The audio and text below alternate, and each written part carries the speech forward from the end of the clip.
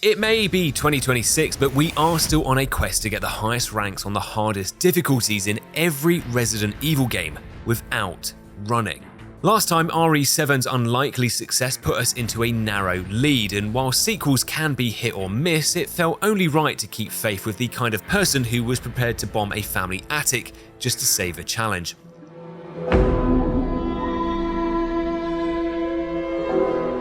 But you guessed it, there's a problem. Again. In fact, there's actually 3 this time. The first is that, like RE7, Village has no story ranking system, so there's no S or S plus ranks up for grabs, and even though, like its predecessor, there's an achievement for completing the game in under 3 hours, anybody who's familiar with Village of Shadows will know that is physically impossible. Even mathematically challenged individuals such as myself can tell you that if Ethan walks at half the speed he runs at, even Ray's world record pace couldn't make a sub 3 hour walkthrough possible. So instead, what makes the most sense is to slightly increase the Dashing Dad achievement to match RE7, which would now give us just 4 hours instead of 3 to walk through a fresh playthrough of RE Village with no bonus weapons or New Game Plus items, all on its hardest difficulty. But perhaps the biggest problem for this challenge is that Village isn't a horror game. In fact, I'd go so far as to say it's not even a Resident Evil game. Village is a cooking game, and what we're about to embark on is nothing short of a kitchen nightmare.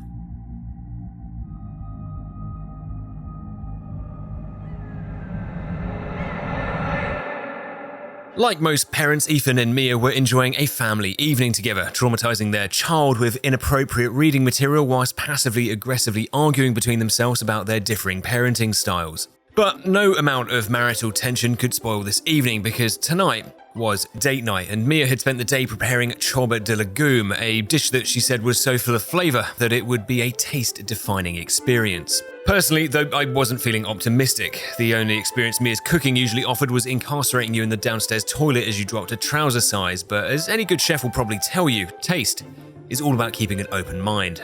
Realising, though, that she was missing a few ingredients, Mia asks if we'd mind popping out to the shop to grab what she needed, which wasn't a problem, it was only around the corner. How long could it possibly take?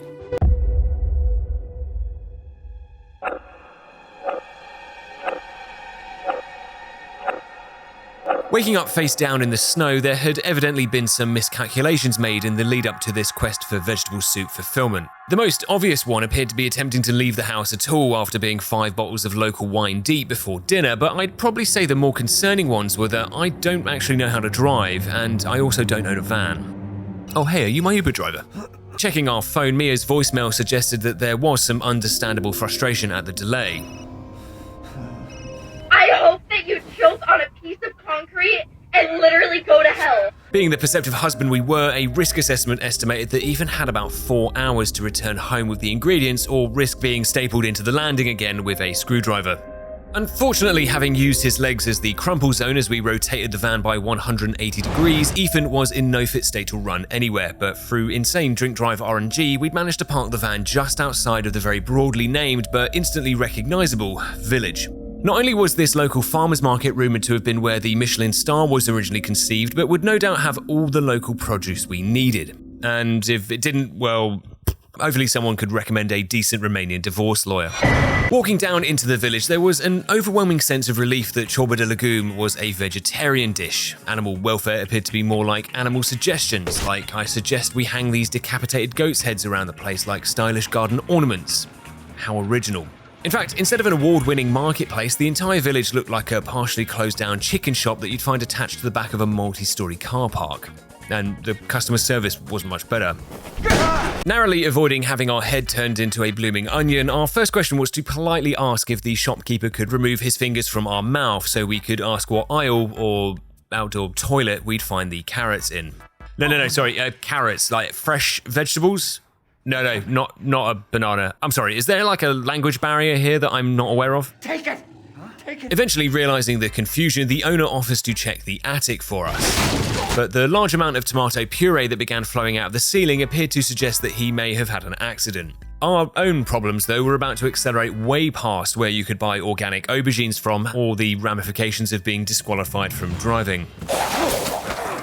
Apart from the new Banshees of Inisherin mod, my initial prognosis of facing Village of Shadows enemies, who had the strength and movement speed of a homeless man reaching the peak of their crack high, compared to Ethan, who handled like a second-hand mobility scooter and could now only count up to a maximum of 8, put our odds of surviving long enough to be murdered by our wife as at the very best unlikely. But no one was more surprised than me when it turns out that Ethan's walking speed in Village is still actually pretty sharp. Not only do we dodge around the first Lycan, who promptly leaves to consume his finger nuggets in peace, but we even make it through the barn fight and the entire Village siege without dying a single time. Oh, Jesus Christ! Discussing this achievement with the local advertisement for opioid addiction. What are you doing? Go away. Whatever the fucking Zimbabwe, you stupid little pimp! Get away from here! Her kind words did little to ease this lingering feeling that this early success was likely an anomaly, a lucky moment in what was to otherwise be an experience of undefined horror. Which 10 seconds later turns out to be true, as the first door we open results in us being ripped apart by a man trying to eat a succulent Chinese meal. Fantastic. Fantastic! Democracy Manifest is seldom something you want to overindulge in, so we instead opt to stick to the main road, which leads us up to the local chapel. But it's here we're almost immediately introduced to what you could call this game's signature dish. Democracy Manifest. Between us and Louise's house are a group of local foragers who have become weirdly territorial over the piles of horseshit they've managed to accumulate, but the more pressing issue about this otherwise innocuous transitional area are these two. Veterans of the game will undoubtedly know that Village of Shadows has a particular fondness for randomly inserting more of these industrial-sized hole punchers around the village. Here at Louise's house, no matter how stealthy you thought you were being, these creatively named Lycans open brackets, large close brackets will use their wall hacks to immediately hunt you down and forcibly ventilate your entire body. Oh, fuck. Worrying that this may already be an early headache to try and overcome, after 7 increasingly deranged attempts at trying to slip through the cornfield, it turns out that like most of this game, nothing makes any sense, as one random try at just walking straight up the main path gets us past everyone and through to the front door. Hey. I don't get any of this. Immersing ourselves further into the village's rich culture that seemed to just revolve around being constantly threatened with a loaded firearm, a quick clarification that I wasn't here to skirt human trafficking laws allows us to gain the trust of Louisa, the manager of the local supermarché, who welcomes us into her drug rehabilitation / living room and, after being moved by our story, offers to give us everything we needed. I just want a courgette, man.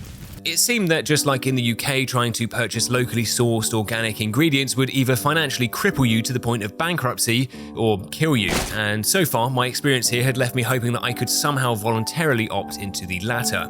Instead, we're forced to provide further evidence to the local authorities that I can't even drive a vehicle whilst sober, and have to watch on as Elena opts to convert herself into a piece of human brisket to avoid having to meaningfully contribute to the ongoing storyline. Well, I guess we'll just pop back later to see how she's getting on. In the meantime, we can now walk back into town, passing the same elderly woman from earlier who'd now apparently escalated her antisocial behaviour from recreational drug use all the way up to drawing racial slurs into the mud. You stupid little pimp! With the 2 Demon Door emblems we'd found, we can use them to unlock a path up to the local National Trust site, but it's here where we're stopped by the local bin men looking to collect our recycling. Which, again, this must be a language thing, because after he reinforces our body with uncapped rebar, it was clear he wanted us to become the recycling. Mother Miranda's gonna love you. Dragged down to the local recycling point, we're thrown at the feet of what looked like an Alcoholics Anonymous meeting for Marvel characters that never made it out of their Disney Plus series. This was apparently the village's homeowners association, who began a long and detailed discussion between themselves about the best course of action for handling a stranger looking to inject money into the local economy, as opposed to addressing the fact that everyone in a 2-mile radius seemed to be actively dying of dysentery. Waiting patiently to hear my fate, it's finally rendered by Jabba the Hutt, who for some reason had traded Tatooine for Romania. Okay, anybody gonna translate that for me, or... I hate this place. With the chosen method of release being evaporation, moments away from becoming a human puddle, Heisenberg's lack of hand-eye coordination gives us an opportunity to break bad, as we escape through the HOA's comically slow home security system to create new laws of thermodynamics and complete a full circle back to the entranceway of what I hoped was the US Embassy. Entering the castle, it turned out to be the home of the Dimitrescu family, a group of blood-sucking insects whose primary method of nourishment appeared to be through sexual assault. Their affluent lifestyle and lavish living standards seemed somewhat distasteful in a village where half the population lived in a house made from their own shit, but Lady Dimitrescu and her 3 daughters seemed less concerned with the socio-economic stability of the region and more interested in immediately escorting me to the bedroom, stringing me up by my hands, and verbally abusing me as our internal fluids are prepared to be exported to somewhere other than my body. Whilst seemingly unaware that they were threatening me with what was essentially a dream come true, time remained a luxury we couldn't afford. So replacing the loss of this generational experience with the loss of all nerve function in both hands, we begin our search for the castle's pantry. And hopefully some kind of doctor. Starting the castle, as with most of our walking-only challenges, speed isn't the only consideration we'd have to make. In fact, the lack of speed forces us to delicately balance efficiency with combat, meaning that collecting the right amount of items, resources, and ammo becomes just as important as making the right financial investments. Romanian Gordon Ramsay may think that we were a useless sack of f***ing Yankee-Danky Doodle shite, but there was no denying that aside from the illegal gun trade, this man knew his food. Questioning if Dimitrescu was even aware that there was essentially a limited company being run from inside her broom cupboard, we can use the region's crippling levels of inflation to our advantage by spending any illegally obtained funds inside this residential concession store to purchase the upgrades and re-ups we'd need to survive the remainder of the challenge. Aside from Dimitrescu's apparent love for the forbidden meat, Gordon's words not mine, she was also a raging alcoholic, so using gravity to fast travel down into the basement at 60 miles an hour, we're able to immediately track her down to her private wine cupboard, which for some reason is also connected to the Romanian prison system. Whilst I have to say my own walk through this penis explosion detention centre seemed fairly legal, there was clear evidence suggesting that these walls had seen countless miscarriages of justice. Which, probably seemed fairly obvious considering the people running this place are, eating the prisoners. Romanian human rights violations, however, would need to be placed on the back burner for now, as ironically, we, a fellow human, were momentarily about to be violated. Bella is our first live walking test scenario against a hyper-aggressive boss fight taking place inside a toilet cubicle whilst intoxicated members of the public attempt to make you a victim of crime. Which admittedly is super niche, but it does accurately reflect what's going on here. Could I catch a break, please? The fight starts not very well, but does quickly progress to well as we begin to warm up to this new slow-paced combat system, which largely just consisted of me being pinned into this corner as my face was reconstructed into a Picasso painting.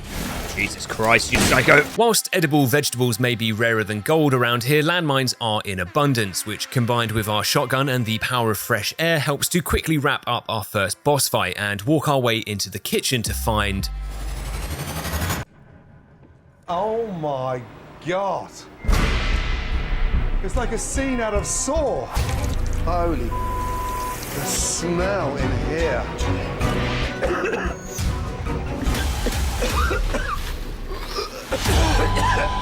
Jesus, do you think they're alright in there? To make up for the fact that salmonella was used exclusively as a seasoning around here, we do find a nice bottle of red, which would have been much nicer if it wasn't actually a key, but we can now at least make it outside to the courtyard, where we have to make a quick diversion back to the castle's WeWork office to avoid Cassandra, who says her mum was looking for us and that she was pissed. At me? What for?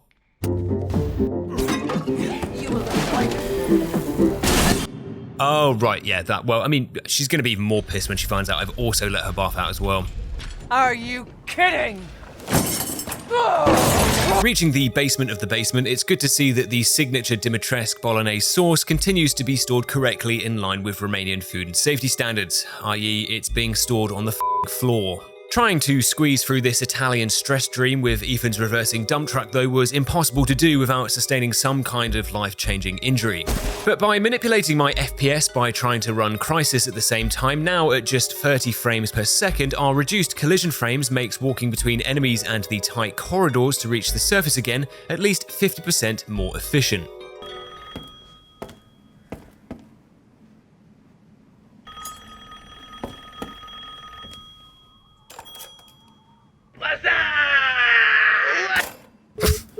swear, this never gets old. There you are. Oh, fuck. You could now probably understand where Lady Dimitrescu might be coming from now. Whilst I hadn't really taken being chokeslammed through the bedroom floor as a hint that my behaviour may be becoming intolerable, I was certainly getting the message now. Oh. But even though this was just another day, another dismemberment, and whilst being sliced to ribbons sounded like an exceptional arts and crafts experience, I still remained continually surprised at just how much we could accomplish without access to the shift key. Even just walking, we're able to use these sections of the dungeon to avoid becoming just half the man we used to be, collect our hand, and make perhaps the greatest lowest velocity chase sequence since Obi-Wan to reach the basement door at the very last minute, finding the first of the 4 masks, but feeling overwhelmed by a sense of impending dread at the thought of Dimitrescu promising to hunt us down like we were Bin Laden. Running will get you nowhere! Well, yeah, I mean, that's the whole point of the challenge, but fine, whatever. Docking our hand back into our body like we were putting a Switch 2 back on charge, we pushed through the crowds amassing outside the Opera Hall to deliver a musical performance that the CIA would classify as audio torture, before further destroying Winter's Dimitrescu relations by breaking up with Daniela, in the most permanent and literal sense possible. Don't you love me? No. Sounding like Romeo and Juliet for serial killers, I still felt strangely emotional after all this, but I always found that the best way to deal with a breakup was to throw yourself into an illegal home renovation project before proceeding to metaphorically bang your ex's sister. Comparatively, Cassandra's idea of a first date is what UK law describes as aggravated GBH. Oh my god! But if we're careful enough and time it properly, by walking around these 2 stacks of boxes in the room just before she hits us, they take the full brunt of her attack instead of our face, drawing an end to this oddly accurate reverse extermination. Whilst we now only had 1 mask remaining, I thought it was probably best to avoid Lady D for the time being. If she was annoyed at us before I murdered her entire family, I can't imagine she'd welcome us into her open arms now. Oh shit. With the secret painting door opening up access to the roof, we find it almost exclusively inhabited by a nightmare species of mosquito that had essentially promoted itself to the top of the regional food chain. But while seemingly nothing makes sense around here, the laws of nature appear to still be intact. If we simply adopt the cuckold position and walk around the roof looking at nothing but our shoes, we never initiate these creatures' flight response, giving us the freedom to walk across the roof assault-free. Whilst I'd say the noises behind us weren't exactly comforting, Oh my god! we're able to make it all the way to the final mask without once contracting rabies, giving us everything we needed to finally leave the castle. Oh, excuse me! Excuse me! On the subject of being rabid though, Dimitrescu's blood pressure continues to explode at the sight of Ethan's non-existent face. But exploiting a piece of obscure Romanian law, it turns out even if you own your home or castle, home invaders, members of the public and perverts are still entitled to unimpeded access to any on-premise businesses, meaning that the moment we walked our way back to the save room, legally there was nothing she could do to remove us. Or Gordon. Enjoying the non-extradition save room in relative peace, we sneak out to collect some final resources before putting the masks in place, unlocking access to the adjoining mausoleum so we could quickly pay our respects. And it's important to understand that people grieve in different ways. Some people choose to show their emotions by crying. Some people force others to cry by engaging in knife crime. Despite taking 5 kitchen knives to practically all our vital organs, we managed to hit Lady Dimitrescu's emergency back conversion button, which turns her into something that looked like it could spread COVID if there was anyone left alive here to contract it. Considering the last time we were here, we only had a knife capable of spreading soft cheese to use, returning with a full set of weaponry made this nothing short of a pleasure. For the fight, all we needed to do was be mindful of where Dimitrescu was as she flew around and landed on the tower, but by not being greedy or overextending, it wasn't long before we were, once again, falling from a height that was lethal to everyone who wasn't the main character. Finally able to leave Windsor Castle, ingredients were still somewhat lacking, with the only thing we got for our troubles being a mysterious jar of whatever this was, which I was 90% sure was a bottle of someone's piss.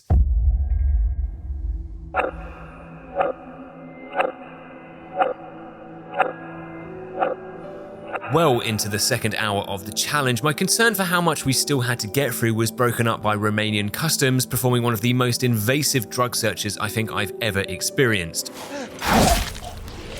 The patrolling group of lichens here can't be avoided or stealthed around, mainly because the only direction available is forward. Well, that's amazing. But if you can take out the first lichen to avoid being immediately grabbed and can somehow survive the embarrassment of being trick-shotted by the local spin-botters, What in the f***ing a well-placed pipe bomb clears just enough of a gap for us to escape into the adjoining building, where simply touching the main doors to the altar despawns everyone behind us. Arriving in the safety of Gordon Ramsay's gastropub, we ask him if he had any idea what this strange liquid was. Take a closer look. Oh, yeah, right, I probably should have started with looking at the label.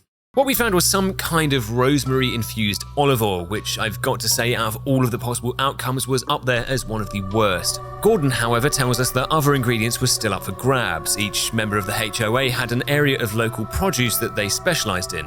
Dimitrescu, for example, had owned the village winery, which for an alcoholic seemed like an economic disaster waiting to happen. Moreau owned the local fishery. The Bienvento estate grew mushrooms, and nobody really knew what Heisenberg did. The cutlery, maybe? Romanian viewers will note that apart from the silverware, every single one of those ingredients listed is categorically not needed for vegetable soup, and considering the customer reward scheme for this place was murder, it felt as though this wasn't really worth the hassle.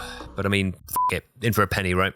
Helping to add a further layer of incomprehensible nonsense to this storyline, Gordon also dons his apron again for old time's sake to become our own mobile Benihana restaurant. Refusing to question why we were finding every other ingredient on Earth apart from the ones we needed, we can instead just give these to Gordon, who will use them to create a portion of food that would either modify our bowels into a garden hose or enhance our body with new abilities that could only point to hardcore drugs being used somewhere in the process. Searching for some of these ingredients in the hope of getting an early stat boost, it was strange what laws people chose to enforce around here. Murder was now as legal as PPE fraud, whilst theft and burglary seemed to just be a way for the local economy to gauge supply and demand. But then, God forbid a man goes fishing without a proper license and you've got the f***ing werewolf Gestapo kicking down your door to take your kidneys as restitution.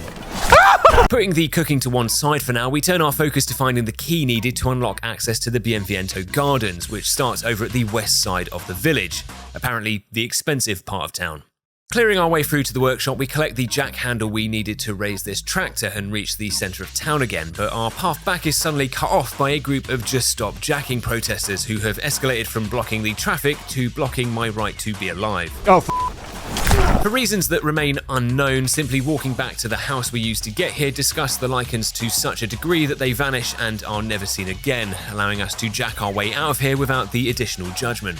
Having already shot the lock to this door earlier, we're able to avoid the other group of protesters lining the adjoining street and can instead head straight into the house with the red chimney, finding a receipt from Knight's Construction Company for a custom-made key that came with 3 separate add-ons that could be attached to open 4 separate doors across the village. This is literal hell. Convincing myself that using this key to complete my own frontal lobotomy was unlikely to improve the situation, we instead mop up any remaining items across the village before using it to open the door to the Bienvento Estate's mushroom farm, unaware at the time that Ramsay had failed to mention one key piece of information about this place. These weren't your everyday cooking mushrooms. These are magic mushrooms.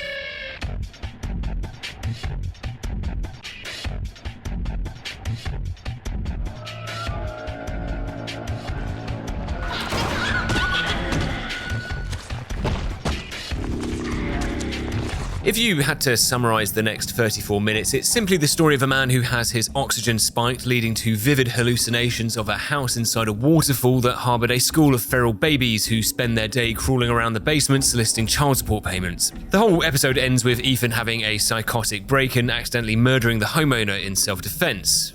And also, for some reason, her Build-A-Bear.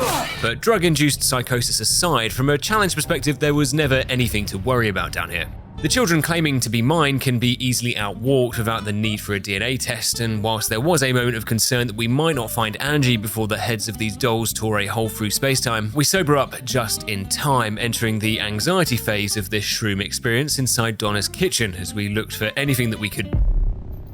Oh my god, what the fuck?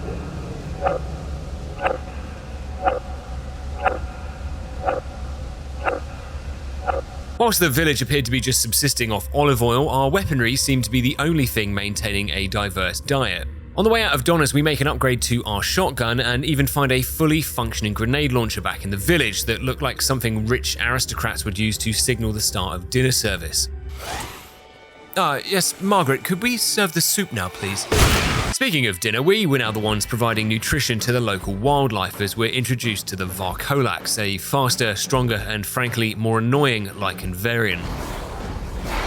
Oh fuck, oh fuck, oh fuck. These two now patrol the village and the path up to the reservoir, which makes just walking through here slightly problematic. But using our honed skills of observing people from afar and without their knowledge or consent, we can quickly memorize their pathing and exploit certain blind spots, giving us a clear route through to reach Moreau's reservoir, with already half of our time gone. The reservoir was the home of Moreau's world-famous fish reserve, and whilst high-quality seafood was quite literally the opposite of what we needed, we had reached the point where beggars could not be choosers. That is, except if it's to do with Rosemary. Oh, I swear to f***ing God. Hey, fish boy, why is everything I find around this godforsaken shithole just a bunch of piss jars? Suspecting that Moreau had likely eaten from Gordon's kebab carriage in the last 24 hours, it was probably smart not to eat or touch anything around here. But in order to leave, we'd need to collect a set of keys for this boat that currently was sitting in the middle of what looked like a Minas Tirith experience if it was run by Billy McFarland. The moment we collect the keys, like a Waffle House, the moment the clock strikes midnight, this place becomes an active war zone. But even with the increased threat of violence, a slow walk back accompanied by periodic reminders to maintain social distance gets us back to the ladder and the boat completely unharmed as we begin traversing the lake. Whilst it's not a phobia, I won't say that deep water and a massive humanoid fish floating around somewhere underneath me is one of my all-time favourite experiences, but it's one we exacerbate significantly by again forgetting that we don't have the proper fishing license.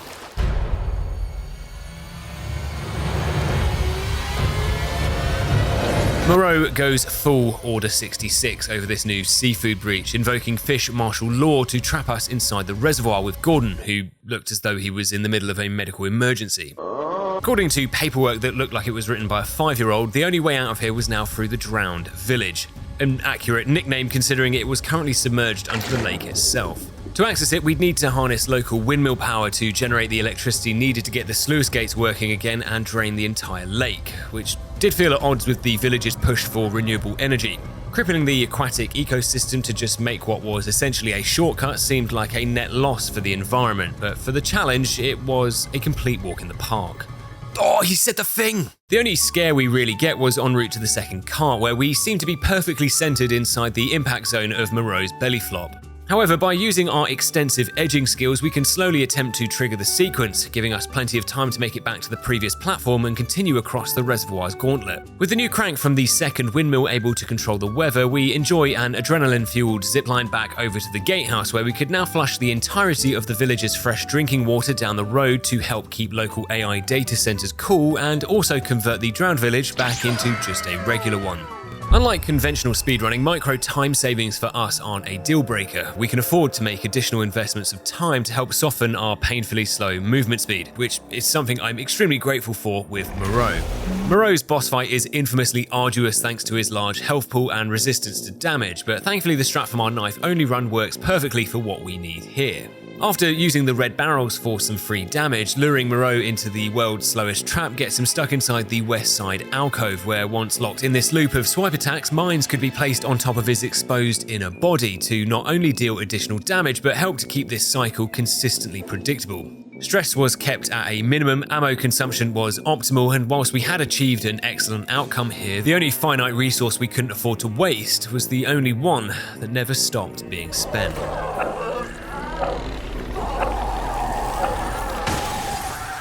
With the reservoir now complete and another upgrade installed to the world's most impractical security system, before we could return to the village, we had one more stop to make.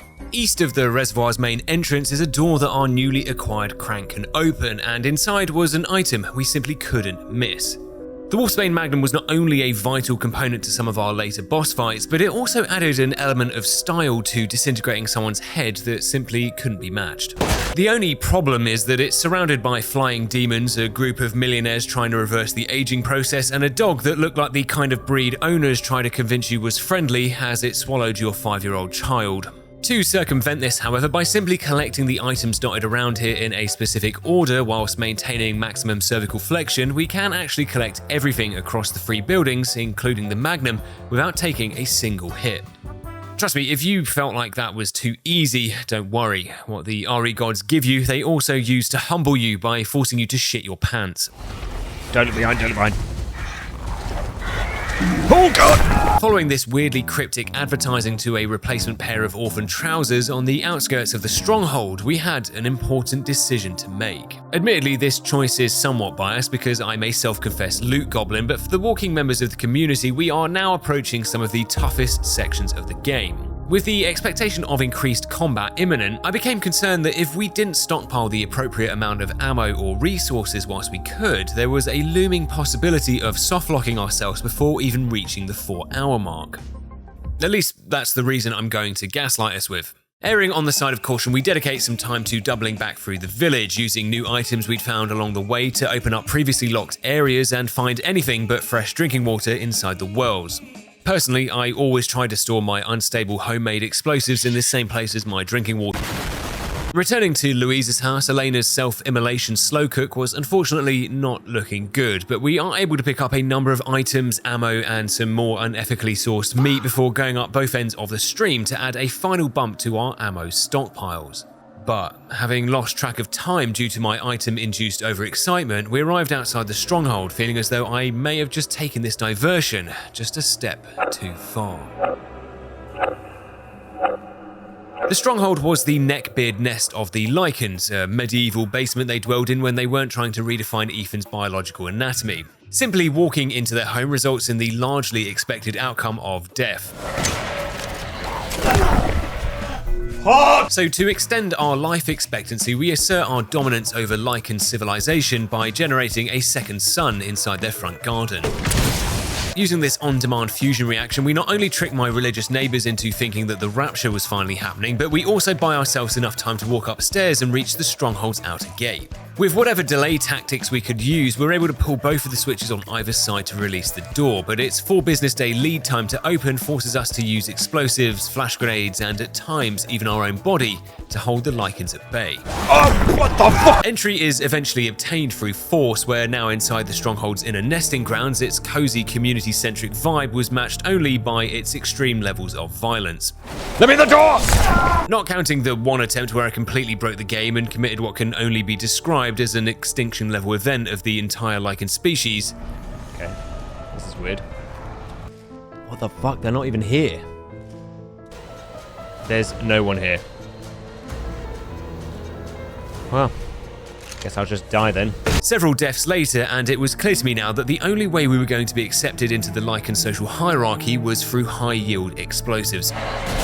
The pipe bombs we'd found soaking in this well earlier gave us one advantage over the Balrog in that we weren't taking no for an answer. Clearing the bridge and stunning the arriving reinforcements, we used the adjoining zipline to reach the upper levels, where one shotgun round guarantees that we're not interrupted as we prepare to carpet bomb the entire Lycan National Guard defending the lower levels of the stronghold. At the slowest speeds imaginable, we're able to escape the blockade and move deeper down into the stronghold, but with every additional step we took down here, the more I could feel our crippling PTSD begin to resurface. Trying to knife Urias with a children's toy has got to be one of the worst things I have ever experienced in my life, but it turns out to heal past trauma like this, all you have to do is return without a shift key and with the right to bear arms.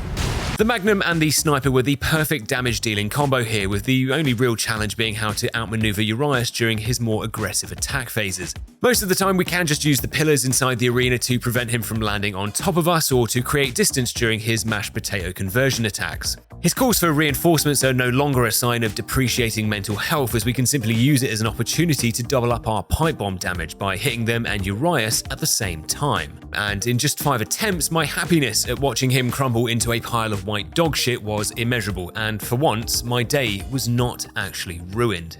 But I guess there's still plenty of time, or should I say lack of time, for that still to happen.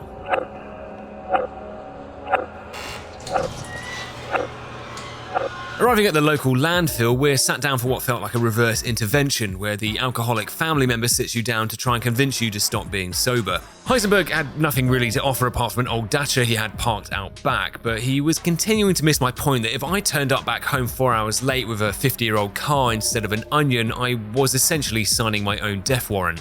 So, hitting him with the reverse chair backflip rejection, we're consigned down into the basement to be converted into stew chunks by his extractor fan sous chef. But a quick change to 30 FPS allows us to slip through the adjoining wall and into a garbage chute that defied all the laws of physics. That is, except for time, which, now on Heisenberg's main factory floor, continued to remain absolute. The factory's HR safety policy was one that rivaled even the RPD in the what were people smoking when they came up with this category. The main gameplay loop here revolves around arts and crafts, where you find various molds around the factory that can be used to smelt items that unlock more areas of the factory that also have more molds in, which you can then repeat until you have the creative skill level of a 1-star Etsy shop. Whilst exhausting, I did immediately feel a lot safer when I remembered that the AI robots running around here were a bunch of clanker shitters that couldn't even put a shelf up in this place if their life depended on it. Which it did. All the opening floor takes is some 30 FPS switches to get us through the first area and smelt the horse relief emblem before converging on the ocean nightmare that was the entire lower factory, where any workplace accident required the nearest able-bodied worker to begin playing Time Crisis, except if you lose, your colleague is processed into sausage meat. Surprisingly though, we make it through with our body fully intact for once, collecting a new mold to create a replacement cog that restores power to the rest of the factory. Able to just walk past security and exit B4 without any issues, you can see how someone could just walk out of the Louvre with 88 million euros in stolen jewellery. With even the aircon Kool-Aid man unable to stop us, one final FPS switch gets us through to B3's construction tunnels, where the safety protocol of if you want to turn something off in this place you simply shoot it, helps us to get through what felt like an impractical amount of grinders. Contemplating at what point grinder diminishing returns kicks in, we take the last mold needed to craft the factory master key down to the smelter, but arriving back on B3, we find the entire floor in complete darkness. Which, to be honest, wasn't much of an issue considering we can just create our own light source. Reaching this smelter, we pass the time waiting for the key to finish crafting by collecting some spare Magnum ammo and resisting attempts by Boston Dynamics to trial their testicular torsion robots on us. But as soon as the freshly forged key could be collected, we're spurred on back to the lift by Heisenberg's screams over the intercom as he realizes his army of Ken dolls could be countered by anyone maintaining the walking pace of a toddler. Everybody always asks what the soldats are doing, but nobody ever asks how the soldats are doing. Well, I mean, they're not doing well either. The stock price of Metal Army Incorporated, though, is very low on my list of priorities, especially as I'm about to crash it further by killing the factory mascot. Just 10 seconds ago, a quick purchase of the Magnum's extended cylinder gives us an additional 7 rounds, which when fired into this thing's exhaust ventilator provided a similar result to cleaning your PC out with an underbarrel grenade launcher. With the help of 2 flash grenades, the fight is wrapped up so quickly that we don't even have to worry about Sturm's later stage movement patterns or fan-assisted arson attacks, freeing us to reach the surface of the factory again, where just as we were about to leave, Ethan felt his nipple piercing start to move again. Heisenberg was clearly not taking no for an answer on this, and after delivering the signature village move of throwing us further below sea level, we run into the last person we expected to find here. Chris Redfield was a man who knew the importance of balancing a healthy diet with anabolic steroid use, and for the past month, him and his team had been investigating allegations that Romanian Liz Truss was in fact an actual piece of lettuce. And I've got to say that seems to make sense. Any place that trades almost exclusively in the crystallized bodies of local women, requires a lake's worth of water just to turn a radio on, and promotes cannibalism as the diet of choice is one that quite frankly deserves to be leveled and replaced with a McDonald's drive-thru. I personally welcomed the destruction of this S-tier shithole and offered to hold Heisenberg off for as long as we could in what was essentially a modified kebab van to buy Chris the time he needed to set the explosives. That, however, turns out to not be very long at all, as Heisenberg evidently funnels all available skill points into his cosmetics and none into intelligence, as the fight lasts all of 5 minutes. Thrown off the Hot Wheels fast food truck by lodging ourselves into whatever anatomically correct area this was, the metal penis area. It takes just one more rocket to destroy the humanoid food processor and free us from all shopping obligations. Facing up to the harsh reality that we were now heading home with nothing to show for this than 2 fewer fingers and a lifetime supply of rosemary, there was just one more problem we had to deal with. Miranda, a character so integral to the plot that I'd practically forgotten she existed, refused to accept any attempts to open up fast food franchises in the village and asserted that their beautiful way of life that promoted excessive prion consumption and the use of internal organs as Korean skincare would remain safe for generations to come. Slowly passing away into what was evidently hell, we finished this run exactly as we'd started it. Carrotless, as the lack of available vegetables was slowly replaced with a faint sense of relief that this was no longer our problem.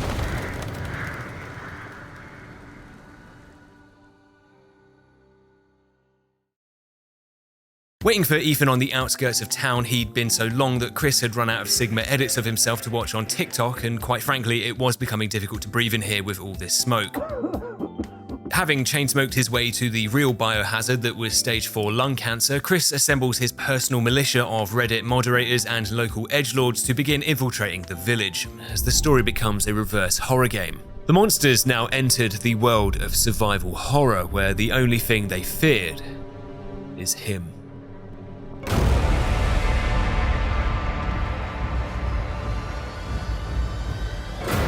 Finally. I'm coming.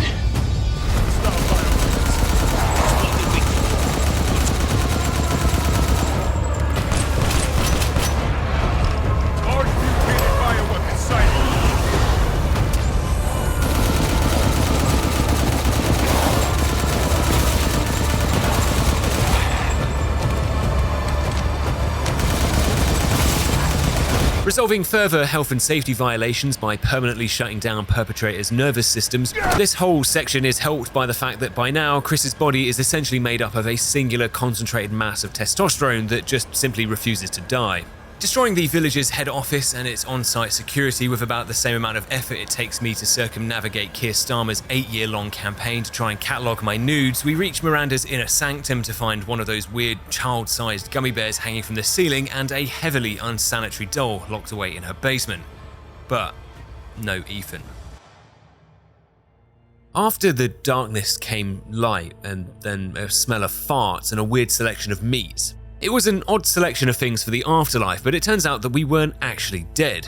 We were in the back of Gordon's food chariot. It turns out that the food Ramsay had been serving up was so full of parasites that when we died, a complex interconnected form of symbiosis had been created between all of them to keep our body alive and prevent their biological eviction. Yeah, I probably wouldn't mention that around Chris. With Gordon dropping us back at the altar, we walked our way up the penultimate path to Miranda, more worried that Sadler may take us to court for copyright infringement than whether or not this challenge could actually be finished without running. It could, but as it always had been, time remained the only factor that now mattered. The overall sentiment, though, was that I'd expected for us to have to contend with a larger amount of Village of Shadows-induced bullshit, but compared to our previous catalogue, this challenge and even our final fight to liberate the village from political vegetables had felt relatively, dare I even say it, easy. Whilst there were times, particularly in Miranda's spider phase, where damage felt almost unavoidable, blocking at the right times and dipping into our health reserves gets us through the opening 3 phases. Reaching her last phase, layering enough mines on top of each other to vaporize the upper layer of the Earth's crust brings us back full circle, and with a final combo and cutscene, the world's shittiest shopping experience had now been completed. With Ethan's body now the physical manifestation of over 30 back pain, Chris offers to mercy drop us home, where approaching the front door, the technical question of this challenge had been answered, but a final one still remained. Had we walked our way back to our marriage in less than 4 hours, or were we about to find our clothes in bin bags outside the front door as we relocated to the nearest travel lodge?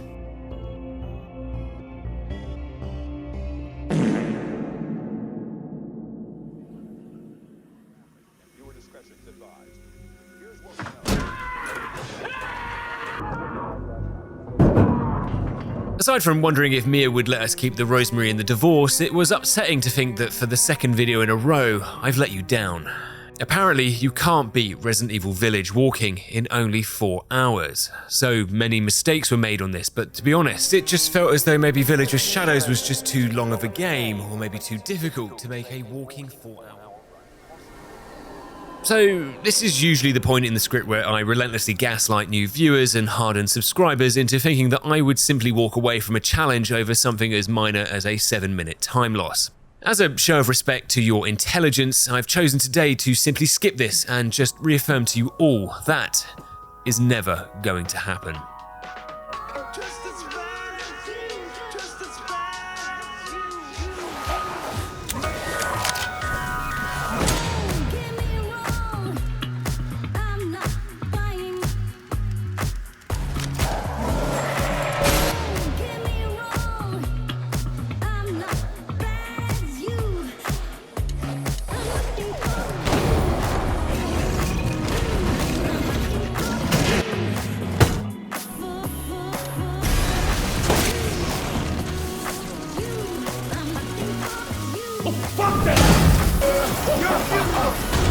In an act of surprising foresight, I had consciously made a save prior to my pre-Stronghold loot binge, believing I was about to make a terrible mistake. So loading back in, we cut a 7-minute portion off that backtrack to reduce our time debt to Dashing Dad 2.0, which also benefits from an increase in efficiency through the Stronghold, Factory, and Chris's War Crime Simulator to put us back into Miranda's arena so quickly it was like we'd never left.